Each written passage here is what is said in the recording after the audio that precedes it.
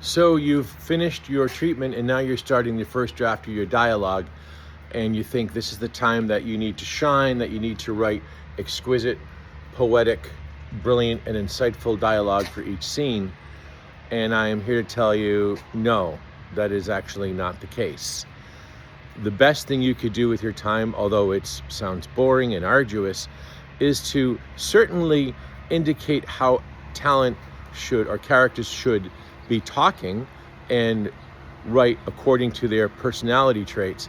But the main objective in this case is just to get through the exposition necessary that is needed for the scene, and also to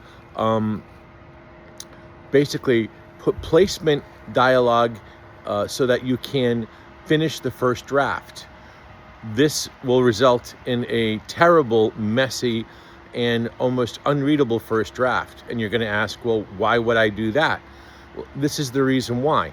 Because if you spend way too much time writing the second draft dialogue, which is the real poetic draft, the real dialogue that you're going to use in your film, if you spend all your time in your first draft doing that, you're not going to want to delete those scenes or restructure them.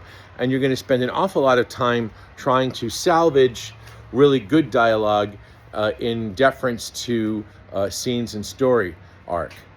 This is a trap. Better yet, write boring, dry, crappy dialogue as quickly as possible, and then at that point you can assess in the overall script what scenes are deemed necessary and what scenes are not necessary, and more importantly, where should you move things around, where can you intercut scenes, how much exposition is weighing your script down as opposed to character development, because exposition is essential but boring. So the fastest way through your first draft is simply to write only the absolute necessary dialogue to support the scene.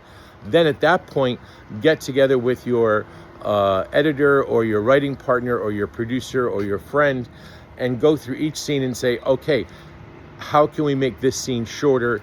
How can we make this scene interesting? Do I need this here? Should I move this around? What part of the structure in the overall plot line is not working or is being difficult? What parts are succeeding? Then you go back and write the real dialogue. I know this sounds less exciting and less fun, but in the end, you will have a tighter, more solid, and more professional reading script.